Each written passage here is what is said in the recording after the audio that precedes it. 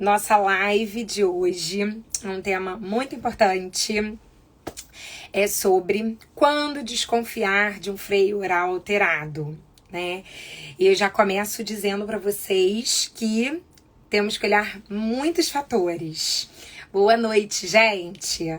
Amanda, que um monte de gente compartilha aqui com os profissionais que vocês querem aí conquistar para ser equipe de vocês também. Eu sou a Larissa Távora, faço parte desse time lindo aqui dos freios orais. A Irmã continua aí em recuperação, então hoje estarei aqui falando com vocês sobre esse tema tão importante e que faz toda a diferença na nossa prática clínica, né? Que é o olhar aí diferenciado para alguns sinais e sintomas. Boa noite, Maria João. Olha, gente, Maria João, aluna maravilhosa do DFO. Bem-vinda. Gente, tenho alguns avisos muito importantes. Não sei se vocês todos que estão entrando aqui já estão inscritos no nosso curso gratuito, O Segredo dos Freios Orais, que vai acontecer do dia 25 ao dia 28 de junho. E nós estamos hoje aqui nessa live de aquecimento para esse curso maravilhoso, O Segredo dos Freios Orais, que é gratuito. O link tá na bio. Se você ainda não está inscrita, vai lá, corre, faz sua inscrição e vem com a gente nesses dias aí de muito conhecimento, de muita troca, que vai ser incrível, tenho certeza que vai agregar muito aí com o olhar de vocês. Então, no dia 28, que é o último dia do nosso curso gratuito, nós vamos abrir vagas para a nova turma do curso Desvendando os Freios Orais, que Maria João, que entrou aqui, já faz parte da turma que a gente está encerrando. Então, com isso, a gente vai abrir nova turma. Então, fica ligada, participa lá com a gente. Tenho certeza que já no curso gratuito você já vai ver o quanto vai agregar com o teu olhar. Imagina o que a gente tem lá dentro para quem vem com a gente no DFO, né? Que é o Desvendando os Freios Orais. Então, vamos lá. Vamos falar um pouquinho sobre esse tema, que é quando desconfiar de um freio alterado. E aí eu já começo falando para vocês que não tem receita de bolo. Queria eu que fosse igual aqueles organogramas, fluxograma, é assim, né? Tem esse sinal, então já é isso. E a gente aqui dos freios, a gente sempre fala que falar sobre alteração de freio oral não tem uma matemática exata, não é 1 mais 1 é igual a 2. Então é muito além disso, né? Então a gente precisa ter um pensamento crítico nessa avaliação da dupla. Né? Não é só olhar o bebê, mas eu preciso, principalmente quando a gente ainda tem ali, né, uma dupla em amamentação, a gente precisa olhar o todo, né? Então eu preciso olhar para esse bebê, né, pro todo e não só para uma boca. E eu preciso também olhar para essa mulher na sua integralidade, né, em como que tá todo esse contexto para ela, o que ela tá sentindo, ter uma escuta ali, né, para os sinais e sintomas dela, valorizar aquela queixa. Então é muito importante a gente olhar para a mãe, olhar para o bebê, né? E a gente precisa olhar também para os dois juntos, né? Quando a gente está falando de amamentação. Então eu preciso ver como que tá acontecendo essa amamentação, como que tá sendo esse encaixe, como tá sendo esse processo. Eu sempre falo que a amamentação é um processo, né? Então um processo ali de aprendizado de mãe e bebê, onde alguns fatores também a gente vai precisar ainda mais de um pensamento crítico.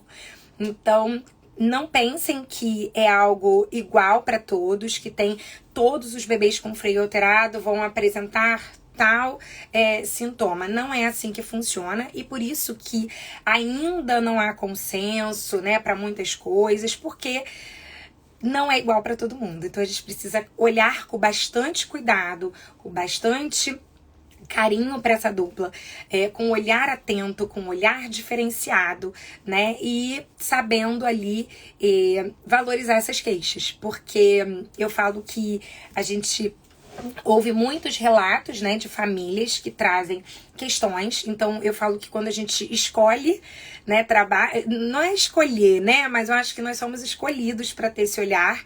E a gente começa a buscar e fala assim, meu Deus, eu não posso deixar de saber olhar para um freio alterado. Eu não posso deixar de entender sobre esse assunto, porque a gente pega famílias que estão despedaçadas, né, exaustas, porque mexe com toda uma família, com toda uma estrutura. Então, tudo que eu vou trazer aqui para vocês é para agregar na prática, né, pra gente já começar ali ter uma luzinha vermelha quando aparecer esses sinais que eu vou apresentar e a gente investigar, né? Então a gente precisa ir fundo, investigar, valorizar e não se acomodar naquela história que é assim mesmo, vai passar um dia, né? Então a dor, né, na amamentação, algumas questões que a gente vai precisar olhar com cuidado e ter esse pensamento crítico. Então, alguns sinais que a gente pode observar no bebê com um freio alterado irritação ou sonolência. Então, olha como são duas coisas diferentes, né? Então, a gente fala de irritação e a gente fala de sonolência. Então, não dá pra gente dizer e colocar todos os bebês com freio alterado no mesmo saquinho e falar assim, ó, todo bebê com freio alterado, nossa, ele fica irritado no peito, ele puxa, ele reclama, ele não consegue mamar. E é uma mamada muito... ali eu brinco dizendo que parece um UFC, né? Que o bebê empurra a mãe. Nem todos vão fazer isso. Alguns vão apresentar sonolência nessa mamada. Esse desinteresse por conta de uma restrição física, né? Já que a língua é ali a atriz principal dessa amamentação. Então, essa criança, ela não tem ali estímulo, sabe, necessário, não tem fluxo de leite. Então, ela fica sonolenta e não para de mamar, aquele bebê muito molinho, que a mãe fala, meu Deus, mas fica o tempo todo dormindo, eu tento acordar, não consigo. Gente, é claro que a gente tá falando aqui de um recorte, né, de bebês com freio alterado. Não é todo bebê sonolento que tem freio alterado, tá? Então, a gente só tá aqui trazendo algumas questões desse grupo que a gente precisa investigar, tá bom? Então, bebês podem ter também refluxo com freio alterado. Então, são sinais que quando a mãe traz pra gente, na nossa anamnese, né, profissional, a gente precisa trazer todas aquelas perguntas, né? Qualquer profissional de saúde sabe que precisa fazer uma boa anamnese. Então, quando a mãe relata algumas questões, a gente vai montando aqui. A gente sempre fala sobre o quebra-cabeça. Então, esses sinais que eu vou trazer pra vocês é pra gente ir montando as pecinhas do nosso quebra-cabeça para construir esse pensamento crítico em cima de tudo isso que a família vem trazendo pra gente. Então, refluxo, né? Aquele bebê que tem muito refluxo, e aí a mãe fala, nossa, toda vez que mama e volta, ou às vezes fica mesmo o leite após a mamada, uma piscininha de leite, sabe, na boquinha, e aí depois escorre esse leite porque a criança não tá conseguindo deglutir adequadamente.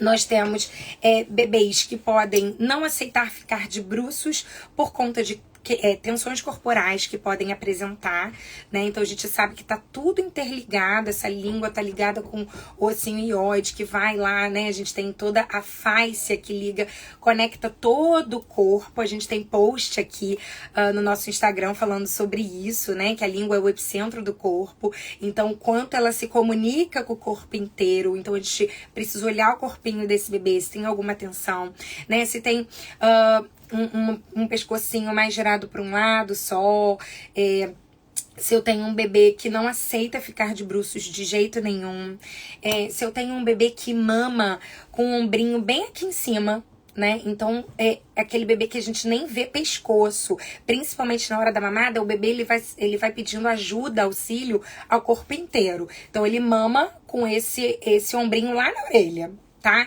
Então, são sinais que a gente precisa ir observando. Calos de sucção. Então, não sei se vocês... o que vocês pensam sobre calo, né? Que é aquelas bolinhas que aparecem na boca do bebê. Muitas pessoas falam que é normal, é de adaptação, o calo de sucção, ele é normal, mas é importante a gente entender que se essa criança tem calo no lábio todo, muitos calinhos, eu preciso observar o que está acontecendo, que essa criança está fazendo um atrito maior com esse lábio e investigar, né? Então, um bebê que não mantém a sequência de sucção, então ele faz pouquinha sucção, ele logo pausa, ele não consegue fazer um bloco extenso, né, mantendo sucção, deglutição. E aí a gente começa a observar tudo isso, tá? A ausência de sinais de saciedade. Então, é aquele bebê que mama. Dá 5 minutos, ele quer mamar de novo. Dá 10 minutos, ele quer mamar de novo, né? Então, um bebê que não é de vez em quando. Entende que a amamentação é livre demanda. Mas livre demanda não é um bebê que fica 24 horas ininterruptas no peito. Não é isso, né? Livre demanda é eu entender como que o meu bebê mama, qual é a necessidade dele, né? Em termos de intervalo e de tempo de mamada. Então, isso é livre demanda.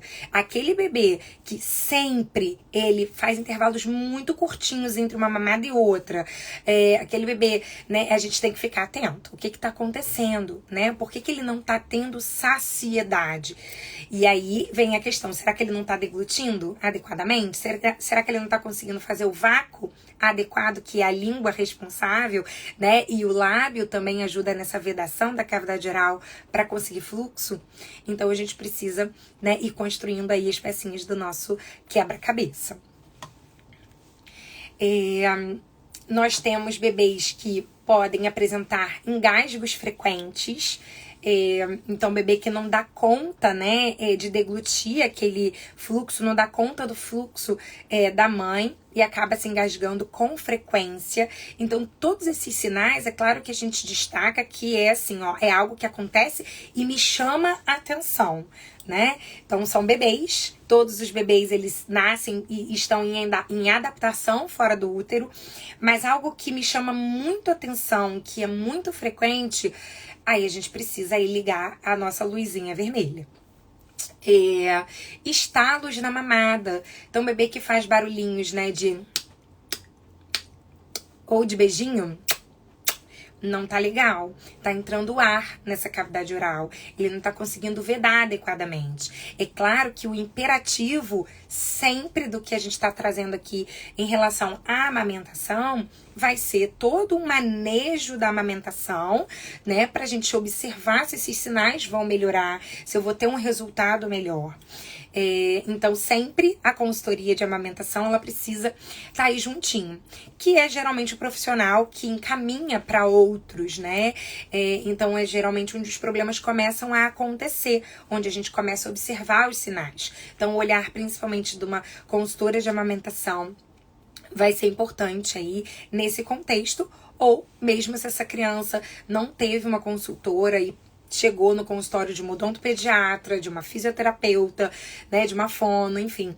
A gente vai precisar olhar para tudo isso e, como a gente aqui valoriza muito o trabalho da equipe, a gente vai trazendo os profissionais que são necessários para entrar com a gente naquele caso e melhorar aquele quadro.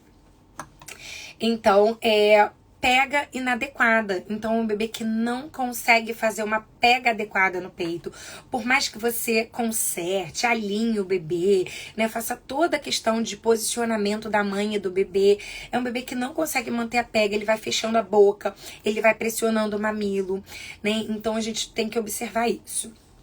Um bebê que não tem um ganho de peso adequado. Aquele bebê que não ganha adequadamente, ou o bebê que tá perdendo muito peso, aquele bebê que perdeu muito peso ainda na alta da maternidade. A gente fala, gente, o que aconteceu? Que perdeu tanto peso, né? E aqui eu quero destacar que nem todo bebê que tem anquiloglucia, ele tem dificuldade em ganho de peso ou perde muito peso. Tá? Lembra que eu falei que não é receitinha de bolo, não é uma matemática exata. Não, tudo que eu tô trazendo não é que vai acontecer para todos, né? Então, a gente vai precisar ir construindo a história de cada família muito individualizado. Vamos falar, tá tudo bem, gente? Porque falaram que tava travando e pra mim não travou por enquanto.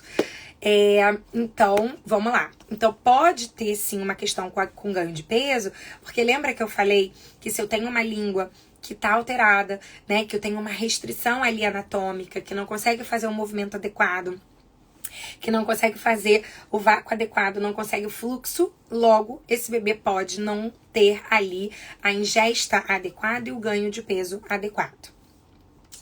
Icterícia, principalmente ali naquele início, o bebê que não consegue mamar adequadamente, não consegue o fluxo, o volume de leite que ele necessita, ele pode apresentar icterícia. Tá, e isso pode ser causa de internação, né, por baixa ingesta, e ali na primeira semana é algo que a gente precisa ficar muito ligado, né, com todas essas alterações e o manejo principalmente da amamentação, pra gente evitar aí essa baixa ingesta e uma internação do bebê, que pode vir a acontecer, né, se esse bebê não tá conseguindo mamar adequadamente. Então, observar as eliminações, né, do bebê xixi, cocô, são importantes. Termômetros pra gente entender como é que tá sendo essa ingesta, né? Então, se o bebê tá ali evacuando, fazendo transição do cocô, né, vendo essas fezes mudar de coloração, de quantidade, o xixi também, tudo isso vai me dando um feedback da amamentação. Desidratação, que são esses sinais de baixa ingesta, né? Então o bebê fica desidratado, hipoglicemia também, então se ele não consegue amamentar adequadamente, né? Mamar adequadamente, ele pode ter uma hipoglicemia. E o famoso tapete branco. A gente também tem posts por aqui do tapete branco, que é aquela que também muitas pessoas acham que é normal, né? Ah, é leite, tá sujo de leitinho. Que fica um pouquinho mais na parte posterior da língua, tipo uma saborra mesmo de leite, sabe? Aquele esbranquiçado que a gente nomeia de tapete branco, que também é um sinal de alerta. Então, esses são alguns sinais do bebê que a gente precisa observando, tá colhendo, né, na nossa anamnese, essa história da família, para que a gente possa ir montando o nosso quebra-cabeça e ir avaliando esse bebê como um todo, tá? Alguns sinais da mãe, vou trazer também para vocês, porque eu falei que a gente precisa olhar para o bebê e olhar também para essa mulher, né, nessa integralidade. A mulher que tem um bebê com uma anquiloglosia, ela tem diversos fatores físicos, psicológicos, né, envolvidos em tudo isso. Então, por isso que a gente precisa ouvir e validar essa queixa materna. Por mais que eu não esteja vendo, que eu olhe para aquela mama e não veja, nossa, nem tô achando, né? Eu, enquanto profissional, eu falei assim, nem tô achando que tá demais, acho que ela tá exagerando. A dor é subjetiva e cada um tem a sua dor, né? Então, não sou eu que vou julgar a dor daquela mulher e pedir para ela aguentar, né? Eu preciso entender como que tá sendo pra ela, né, tudo aquilo. E validar aquela queixa, investigar até onde a gente tiver pra investigar aquela dupla, tá? Então, dor na amamentação pode acontecer, mas como eu falei também, tem mulheres que não têm dor. Não é igual, né? Podia ser, pra facilitar um pouco a nossa vida, né, profissional. Mas não é igual, gente, pra todo mundo. Então, tem mulheres que não apresentam dor pela subjetividade dessa dor. Então, tem mulheres que têm um limiar super alto de dor. Tem mulheres que têm ali a parte do mamilo, da areola, super elástico. Então, ela não sente dor. Todos esses fatores a gente precisa avaliar, né? Que não dá pra gente abordar tudo numa live. Então, eu vou trazer esses sinais só pra agregar já aí com vocês. Lá no nosso Segredo dos Freios Orais, a gente continua mais algumas coisas. E no nosso curso, o Desvendando os Freios Orais, né? Que a gente abre vaga no dia 28, a gente aprofunda ainda mais, né? Então, danos no mamilo. Então, mulheres podem ter fissuras, desde um pontinho de fissura até aquelas fissuras muito importantes, que eu tenho perda tecidual importante, pode acontecer, tá? Então, e eu falo que um ponto de fissura no mamilo dói pra caramba. Então, eu não posso olhar, só tem um pontinho, tá doendo quase nada. Dói muito, né? É um tecido ali que sofre contato, atrito várias vezes ao dia numa mulher que tá amamentando. Então a gente precisa validar essa queixa, tá?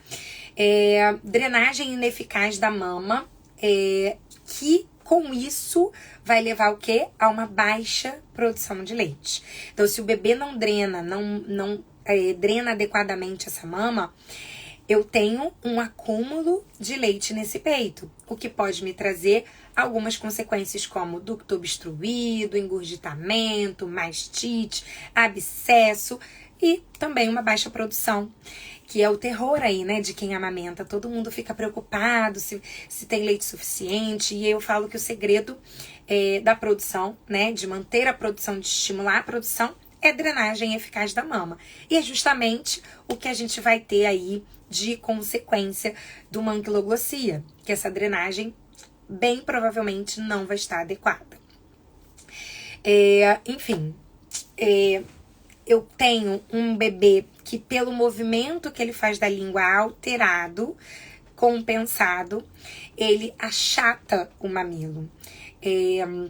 O achatamento do mamilo, aquele mamilo que entra redondinho, mas quando sai da boca do bebê, ele tá parecendo um batom, né? Sabe batom que fica amassadinho de um lado? Então a gente precisa observar. Ou às vezes fica amassado bem assim, uma linhazinha bem no centro do mamilo. Então esse achatamento, ele não é para acontecer. Não é esperado esse mamilo sair achatado, porque o movimento que a língua deve fazer lá dentro, ela não deve pressionar, né? Fazer força nesse mamilo. Então, é um movimento leve, harmônico, né, e adequado junto com todas as outras estruturas, lábio, bochecha, né, que vão trabalhar junto para uma amamentação eficaz.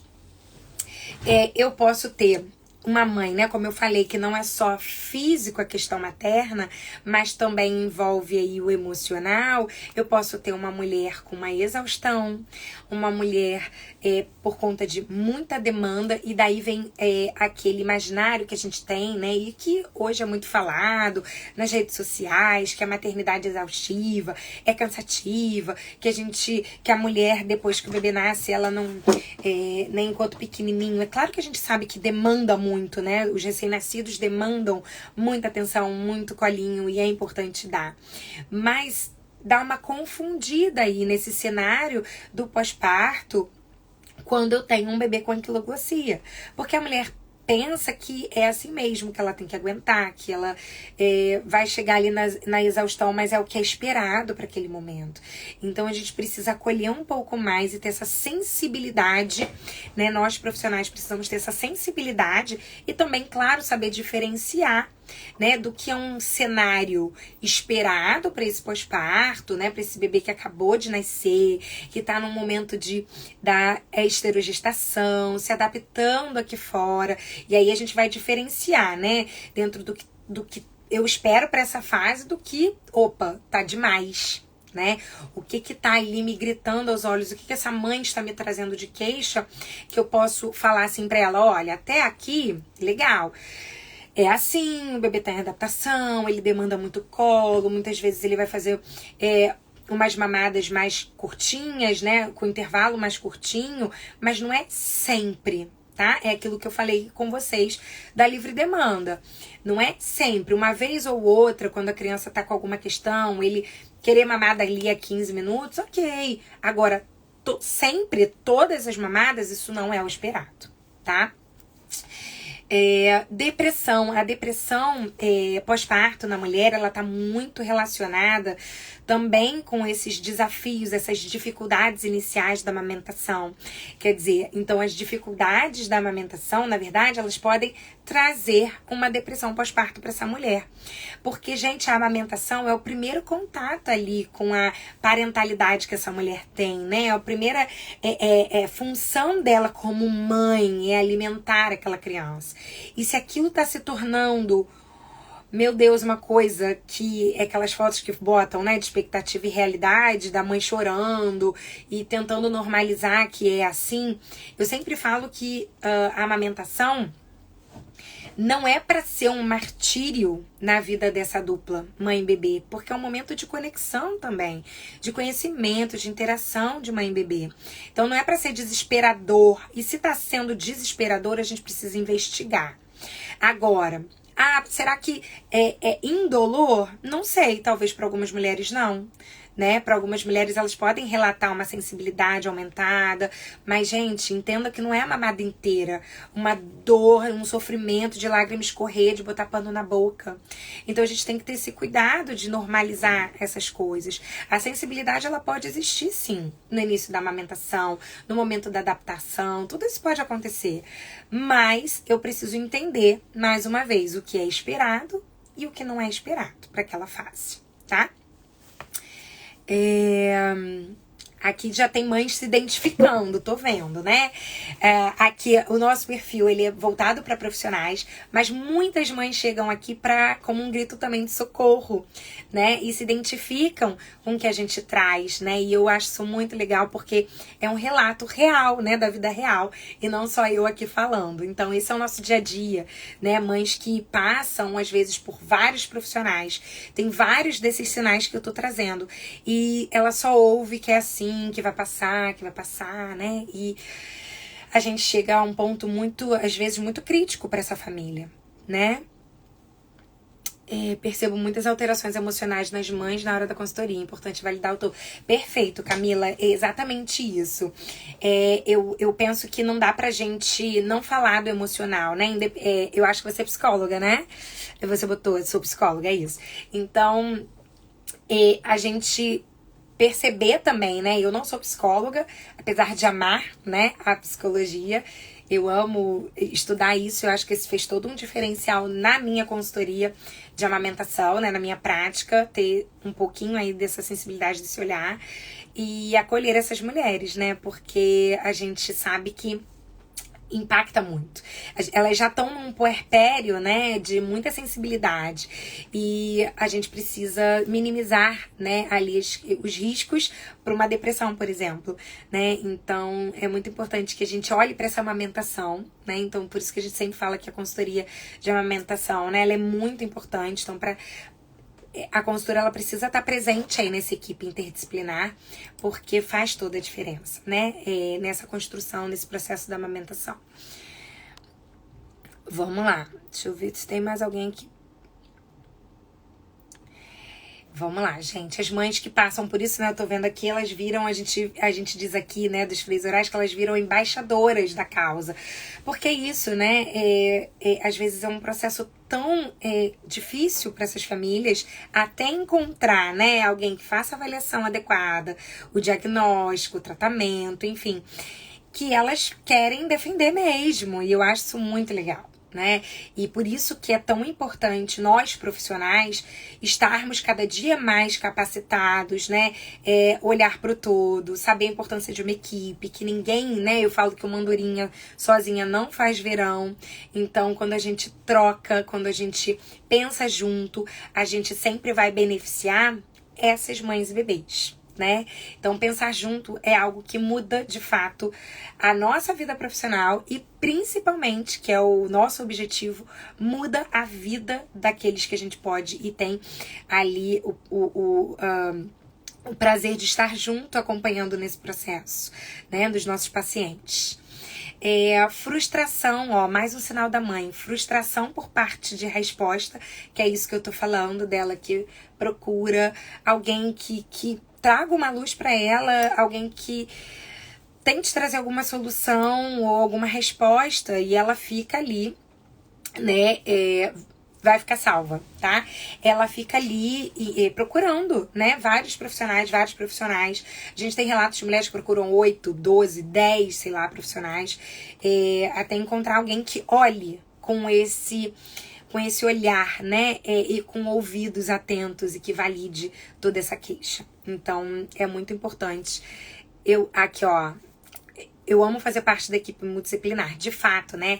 A equipe, gente, a equipe é algo que muda tudo para a família e muda tudo para nossa assertividade, né, enquanto profissional, né? Maravilhoso. Então, vamos lá. desprazer para amamentar. E aí eu quero abrir mais um parênteses aqui sobre esse desprazer. É importante a gente entender que nem todas as mulheres amam amamentar. Nem todas as mulheres gostam de amamentar. Então a gente precisa também respeitar isso, né? Tem algumas pessoas que fazem puramente, amamentam puramente porque sabem dos benefícios, e que são inúmeros, né? Benefícios, mas não amam amamentar. Mas quando a mulher tem um bebê, né? Claro, com um freio alterado, ela amamenta com dor, né? A gente já falou que não são todas que têm dor, mas as que têm dor, elas amamentam com dor o tempo inteiro. Ou aqueles bebês que passam 24 horas no peito, aquela mulher não consegue fazer nada mesmo da vida. E aí ela tem esse desprazer. Então a gente precisa dar espaço para que ela possa falar sobre isso com a gente, né? E não vir ali com os nossos... com os nossos pensamentos, né? E já julgar aquela mulher, tá bom?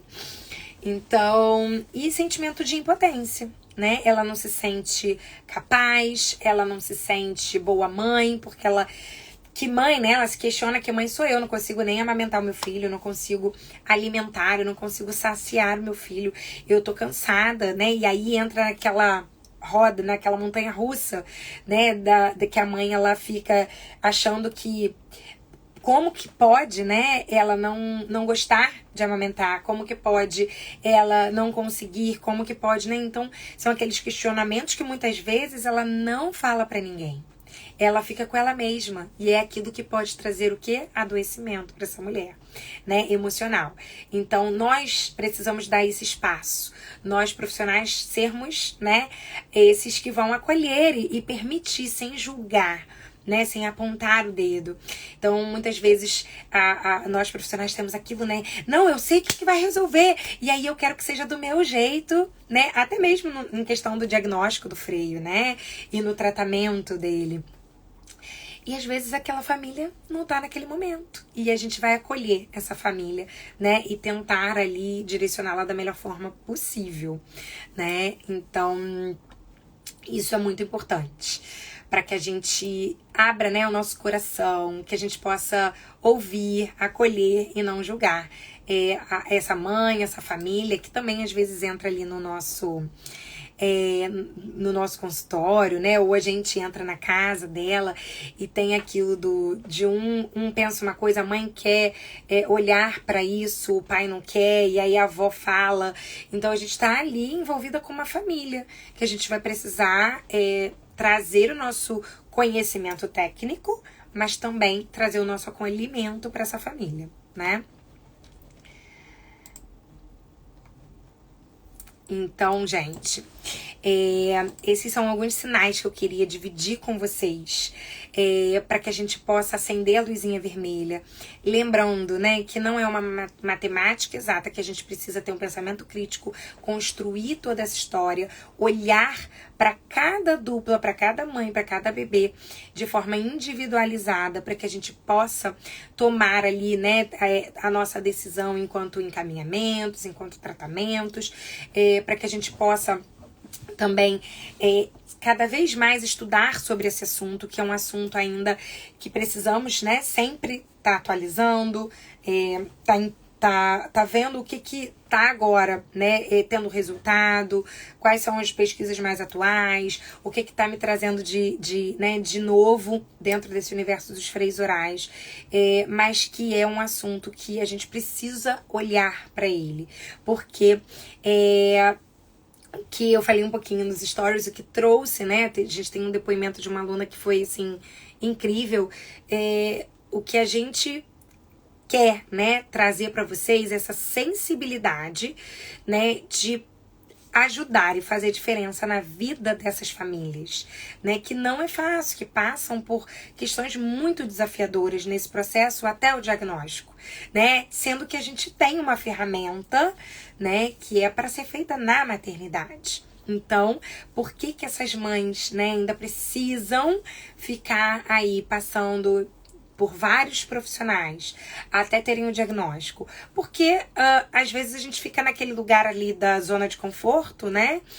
e eu nasci assim, né? Eu cresci assim, e não é assim, né? Porque na nossa faculdade, eu sou enfermeira, a gente não vê isso, né? Então, a gente não tem isso. E aí a gente precisa, de fato, estudar, se aprofundar e de uma forma que a gente possa debater e ter um lugar que a gente, enquanto profissional, não seja julgado pelos outros. E sim também que a gente construa um aprendizado junto. Né, que a gente estude, que a gente acolhe, que a gente mostre resultados junto. E isso que faz, né, a grande questão da equipe inter, né, disciplinar, não é que a gente possa junto traçar condutas, junto pensar no melhor para aquela dupla, né? E não eu que, não, só eu que sei ver isso, só eu que posso fazer isso. Enquanto a gente tiver uma batalha aí entre profissionais, a gente não consegue atingir o maior objetivo que deve ser, que é o bem-estar dos nossos pacientes. Então, a gente precisa estudar, se aprofundar, se atualizar, se diferenciar, né? Ter um olhar diferenciado para tudo isso, tá? Então, os freios orais, eles nasceram para isso, para que a gente possa ter esse espaço de acolhimento também profissional, porque a gente sabe que a gente profissional passa aí muitas angústias, então, pra gente se apoiar, né? Estudar. E tá tudo bem se a gente não concordar, né? Mas que a gente se respeite, que a gente possa trazer sempre uma sugestão pro outro, né? Do que também, olha, será que é assim? Vamos pensar naquilo ali juntos, né? Vamos dividir algumas questões. Então, isso faz a gente crescer e faz também a gente ser melhor profissional. Muito obrigada por cada um que está aqui comigo. Espero ter contribuído muito com vocês. Não deixem de se inscrever no nosso curso gratuito do dia 25 ao dia 28. Não vai ser aqui no Instagram, vai ser lá no YouTube. Então precisa fazer inscrição, que o link tá na bio, tá? Então eu tenho certeza que já vai agregar muito com o olhar de vocês. E no dia 28 teremos turma aberta para aí mais profissionais virem com a gente. É uma delícia poder ter essa troca e uma troca tão respeitosa que a gente tem um com o outro dentro do nosso curso Desvendando os Freios Orais. Eu já vi aqui algumas alunas, algumas botando, e vem com a gente, que eu tenho certeza que vai ser maravilhoso. Deixa eu ver se tem alguma pergunta aqui. Sou dentista. Deixa eu ver. E no posto de saúde vem muita demanda da maternidade. Bebês com 2, 3 dias. Exatamente, né, Luciana? Então, a gente precisa capacitar, né, profissionais que estão dentro da maternidade para que eles tenham esse olhar também. E a gente sabe que na maternidade, né, o teste que é feito, ele é o teste só da anatomia, não é feita a função. Então, por isso que muitas vezes pode chegar para você no posto para fazer o reteste, né, para reavaliar. Então, às vezes dá duvidoso, ou muitas vezes vem até normal da maternidade, mas é importante que se a mãe, né, observa ainda muitas dificuldades na amamentação, ela procure um profissional para reavaliar. E o reteste não precisa ser feito só em 30 dias, né? Ele pode ser feito no período, mas se tá tendo problema, se já fez todo o ajuste, todo o manejo da amamentação e a queixa continua, é importante sim que seja reavaliado. E o posto de saúde, eu falo que os profissionais do posto são assim, a gente tem muitos alunos que são da atenção básica e que estão fazendo muita diferença nessa atenção básica. Isso enche o nosso coração porque é maravilhoso, né? Vocês estão ali com pessoas que precisam, né? Muito também de profissionais capacitados, com esse olhar diferenciado. Vamos lá. Aqui, quem botou a amamentação, mas não pode complementar com leite da mãe. Eu não sei qual é o contexto, mas pode, claro, deve. Se essa criança não tá ganhando peso, se essa criança não tá conseguindo se saciar, né, direto, na amamentação direta ao seio, sim, a gente pode complementar com o leite materno e também com a fórmula, né? A fórmula, ela tá aí para salvar vidas e quando bem indicada, é para isso mesmo. E o ideal é que a gente dê no copo, né, na colher, faça a translactação no seio se não tem dor, né, que é com a sondinha. Então, pode ser feito. Mas sempre o importante é a gente olhar para qual é a causa, né? Qual é a causa? O que tá causando? Por que tá precisando do complemento, né?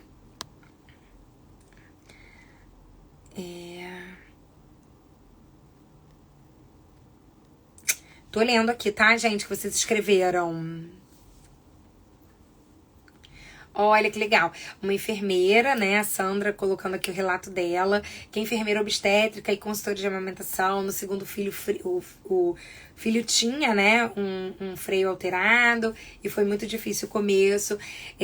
Nós, né, profissionais, passamos por isso também. E sabe que eu gosto sempre de falar isso, que muitos profissionais, né, Sandra, acredito que tenha mudado, né, essa sua experiência com um filho com freio alterado, talvez tenha mudado muito a tua prática, né, o teu olhar, o teu acolhimento para isso. E eu falo que muitos profissionais dentro do nosso curso, eles vieram querer saber mais porque passaram por isso, mas a gente não precisa sentir na pele para que a gente possa fazer diferente para as duplas que a gente atende, né? Então, é bem assim, né? Mas é claro que acaba trazendo uma sensibilidade maior quando a gente passa por aquilo ali também, né? Quando a gente sente na pele. Ah, vem, ó, Amamentação Goiânia, não sei seu nome, quero muito esse curso, vem com a gente.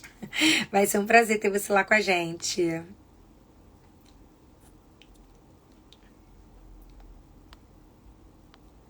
Muito bom.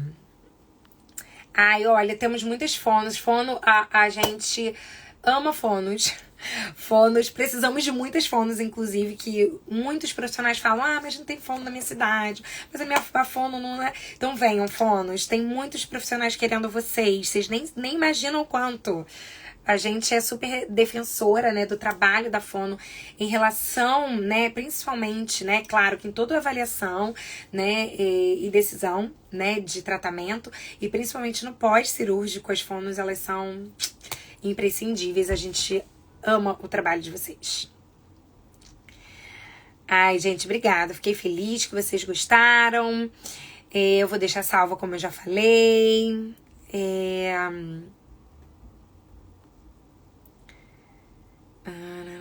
Vamos lá. Acho que é isso, gente. Ó, um monte de fono aí, olha, adoro. Venham. Precisamos muito, muito, muito, muito mesmo, gente, de verdade, de vocês. Sim, sim, fono pré, pós, fono caminha com a vida. Maravilhoso. Gente, muito obrigada, tá? Mais uma vez. Espero vocês dia 25, tá? Ao dia 28 estaremos juntas lá no YouTube, tá? Beijo. Depois deixa lá vou deixar salvo, depois deixa lá o comentário, o que vocês acharam, tá? Da nossa live. Obrigada por estarem aqui comigo. Boa noite.